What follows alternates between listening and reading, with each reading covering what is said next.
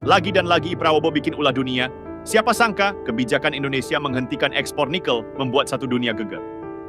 Negara-negara besar, termasuk Malaysia, tiba-tiba harus berpikir keras mencari pasokan baru. Bahkan, ekonomi Malaysia yang sedang rapuh makin terguncang.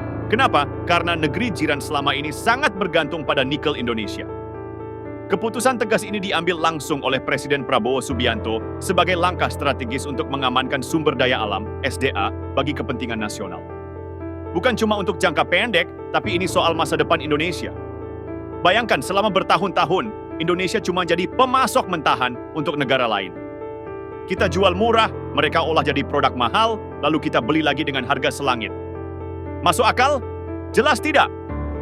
Malaysia, ketergantungan, kini kena getahnya. Salah satu yang paling terdampak adalah Malaysia, importir nikel terbesar keempat dari Indonesia. Berdasarkan data Badan Pusat Statistik, BPS, Malaysia setiap tahunnya mengimpor lebih dari 92.660 kg biji nikel dari Indonesia. Kenapa? Karena nikel Indonesia punya kualitas terbaik di dunia, kadar nikelnya tinggi, kadar besinya rendah, artinya lebih efisien dan lebih bernilai tinggi dibandingkan nikel dari negara lain. Malaysia kini harus putar otak mencari pasokan lain. Padahal, sektor industri mereka, terutama industri kimia dan petrokimia, sangat bergantung pada nikel Indonesia. Produksi baja tahan karat, baterai, hingga berbagai komponen elektronik kini terancam lumpuh. Dan jangan lupa, Malaysia sendiri sedang mengalami krisis ekonomi dan darurat bahan pokok. Indonesia punya cadangan nikel melimpah, Malaysia? Tidak. Menurut laporan US Geological Survey, USGS, Indonesia menguasai sekitar 40-45% cadangan nikel dunia, dengan total cadangan mencapai 5,3 miliar ton. Diperkirakan, umur cadangan ini masih bisa bertahan hingga 30 tahun ke depan. Sebaliknya, Malaysia tidak punya cadangan nikel yang cukup. Selama ini mereka hanya mengandalkan impor dari Indonesia dan beberapa negara lain. Dan sekarang, ketika Indonesia menutup keran ekspor, Malaysia jelas kesulitan. Mereka yang dulu nyaman menikmati kekayaan alam Nusantara, kini harus cari cara lain. Tapi kemana? Tidak ada alternatif sebaik Indonesia. Malaysia makin tertekan. Krisis ekonomi dan krisis pangan kebijakan Indonesia ini juga datang di saat yang sangat tidak tepat bagi Malaysia. Negeri jiran saat ini sedang mengalami krisis pangan. Harga beras impor melonjak drastis, stok dalam negeri menipis, dan rakyat mulai panik. Bahkan, pemerintah Malaysia sampai harus memotong gaji pejabat hingga 10% demi menutupi defisit anggaran. Sementara itu, Indonesia justru makin stabil. Stok beras aman, distribusi lancar, dan pemerintah siap menghadapi tantangan global. Kita tidak ingin rakyat Indonesia antre beras seperti di Filipina atau panik seperti di Malaysia dan Jepang. Ini bukan klaim kosong, ini fakta. Bahkan media asing pun mengakui perbedaan mencolok antara Indonesia dan Malaysia saat ini. South China Morning Post, SCMP, New Straits Times, dan Business Today, 3 media besar yang biasanya cukup netral, turut menyoroti kegagalan Malaysia dalam mengatasi krisis ini, sementara Indonesia justru dipuji karena keberhasilannya menjaga stabilitas ekonomi dan pangan. Indonesia berbangga atas stabilitas beras dibandingkan dengan situasi panik di Malaysia, tulis Business Today dalam analisis mereka. Dunia mulai sadar akan kekuatan Indonesia. Langkah Indonesia menghentikan ekspor nikel ini juga membuat banyak negara mulai sadar akan pentingnya Indonesia dalam rantai pasokan global. Negara-negara yang selama ini seenaknya mengeksploitasi SDA Indonesia kini mulai gentar. Tidak ada lagi yang bisa memandang remeh Indonesia. Kita bukan lagi negara yang hanya jadi pemasok bahan mentah tanpa arah. Kita sekarang adalah negara yang berani menentukan masa depan sendiri, berdiri tegak tanpa takut pada tekanan asing. Indonesia semakin kuat, semakin mandiri. Malaysia semakin tertekan, semakin kesulitan.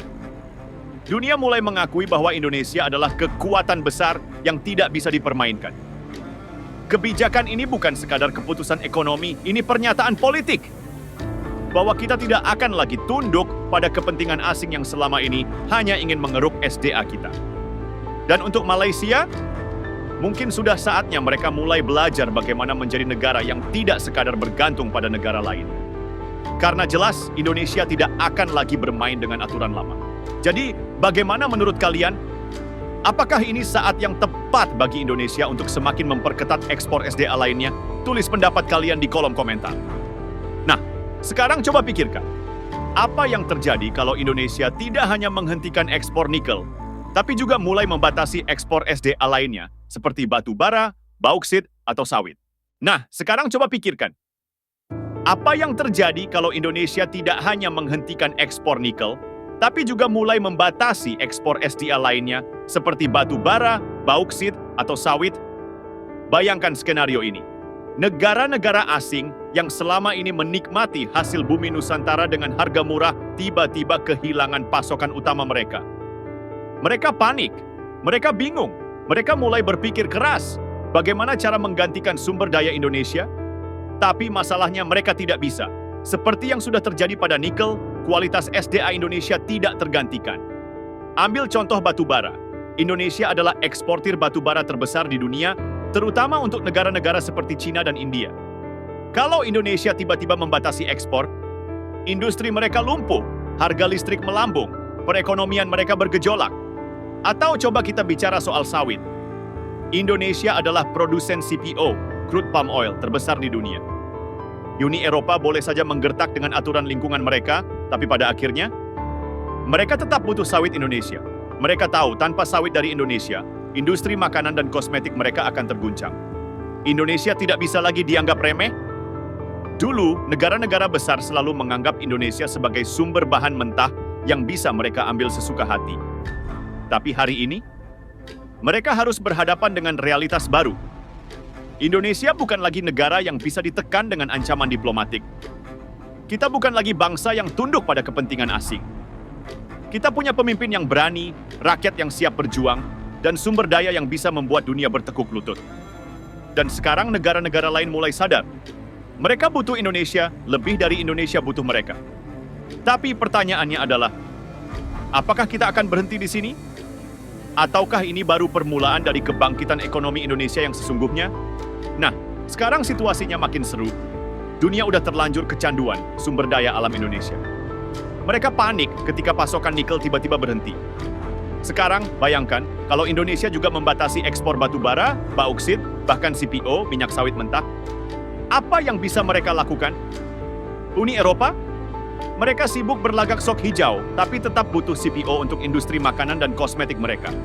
China dan India? Ketergantungan mereka pada batu bara Indonesia begitu besar, sampai kalau suplai terganggu sedikit saja, harga listrik mereka bisa melonjak drastis. Dan Malaysia? Sudah jelas mereka kehilangan banyak keuntungan setelah nikel Indonesia tak lagi bisa mereka impor dengan bebas. Jadi sekarang, opsi mereka tinggal dua. Mencari sumber daya alternatif dari negara lain. Tapi masalahnya, tidak ada yang bisa menyaingi kualitas dan kuantitas Indonesia. Mau cari nikel di Filipina? Cadangan mereka jauh lebih sedikit dan kadar nikel lebih rendah. Mau batu bara dari Australia? Jarak lebih jauh, ongkos lebih mahal. Mau sawit dari Malaysia? Produksi mereka tidak cukup untuk memenuhi permintaan global. Menerima kenyataan bahwa mereka harus mengikuti aturan main Indonesia. Mereka tidak bisa lagi dapat SDA murah dari Indonesia. Mereka harus mulai berinvestasi langsung ke hilirisasi di Indonesia. Mereka harus tunduk pada regulasi yang ditetapkan pemerintah Indonesia. Dan faktanya mereka mulai menyerah. Beberapa perusahaan global sudah rela investasi miliaran dolar untuk membangun smelter di Indonesia. Karena mereka tahu, tidak ada jalan lain. Indonesia tidak lagi hanya jadi sumber bahan mentah. Sekarang kita berada di titik balik sejarah. Dulu, bangsa kita hanya menjadi penyedia bahan mentah murah untuk negara asing. Mereka ambil, mereka olah, mereka jual kembali ke kita dengan harga berkali lipat. Tapi sekarang, kita yang menentukan permainan. Kita olah sendiri, kita buat industri sendiri, dan kita ekspor dalam bentuk produk jadi yang punya nilai tambah tinggi. Kita yang menikmati hasilnya, bukan mereka. Dan yang lebih menarik, mereka tidak punya pilihan lain. Uni Eropa yang dulu menggertak dengan aturan lingkungan, sekarang mulai melunak. Cina yang dulu mengambil bahan mentah dari kita begitu saja, sekarang mulai investasi langsung ke hilirisasi di Indonesia. Malaysia yang dulu nyaman dengan impor nikel murah, sekarang kelimpungan mencari alternatif yang tidak ada. Apakah Indonesia akan berhenti di sini?